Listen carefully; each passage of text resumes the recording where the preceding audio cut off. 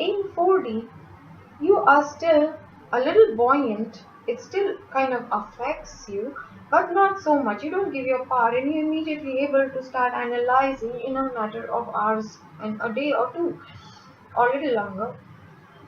But in 5D, no matter what's happening outside you, you're just in the observer state. It doesn't really move you. If something comes at you, you process it immediately. It literally is a matter of minutes. Alright? So that's what starts happening. In the phase 2, you start going inward. You start actually questioning, changing, meditating a lot, spending a lot more time in isolation. You look forward to time alone to do your own things, to pursue your own, inner journey. You work on self improvement, you work on finding a career or a job that is emotionally, spiritually, mentally satisfying, as well as that it pays your bill. It is no longer about mother's expectation, father's expectation, or something else external. The oh, I need to pay this EMI. It becomes more about I'm not happy. All right. You are really focused on your finances and on learning, and you work on your self empowerment. For example, you're attending these workshops, it is working on self improvement as well as self empowerment.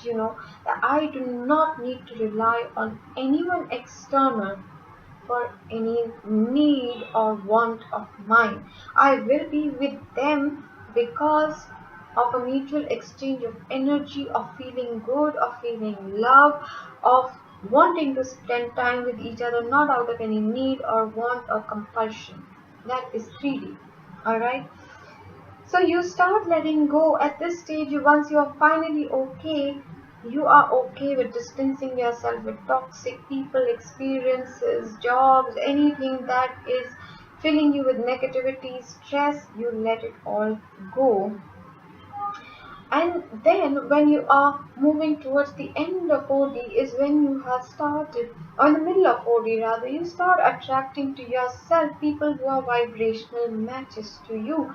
So you'll find perhaps teachers, life coaches, you will find healers, you will find like-minded people who you can actually discuss these things that excite you so much, the changes you're going through, who are not going to be telling you what exactly to do.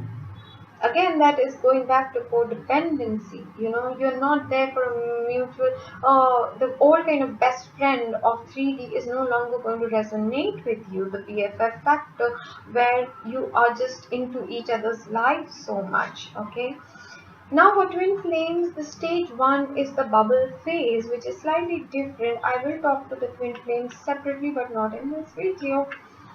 Okay, in the relationship aspect, stage 1 is about love with another, the love you're looking from outside. Someone should give you love, and there's a payback, there is a kind of condition. It is not yet unconditional love, there's a give and take. If a boy proposes to you, he wants something else in return, or if you have had sex with a boy, you want a commitment from him. Everything is all confused. It is everything should lead to something else, a commitment or some kind of something else. All right. In stage 2, it is about self love, loving yourself fully, completely, which does not mean making excuses or being defensive about your shadow aspect, your weaknesses. If you truly, truly love yourself, and here is an example I'm going to use, is if you had a favorite stuffed toy as a child, alright, and you still have it around, if you find a tear on it, you don't want to just overlook it and say, no, no, that's okay. If you love it really, and if it really means that much to me, you'll immediately repair it, so that it's not about hiding the flaw, it is about tackling it, immediately amending it, making the required stitches over there. There's no reason for you to hide yourself from yourself. You're okay accepting that, yeah, in some things I might be a little selfish or a lot selfish, or I do get angry, or when I feel overlooked, I lose my temper. When somebody does not do XYZ thing, I feel abandoned. You start accepting your shadow self and working with them, but it's all about self love. And then you finally move on to learning unconditional love, loving everyone without labeling it. All the labels of the 3D start disappearing. You love your soul tribe, you love your soul family, and it does not affect you whether someone is related to you by blood or not. You see them as individuals, and that's it.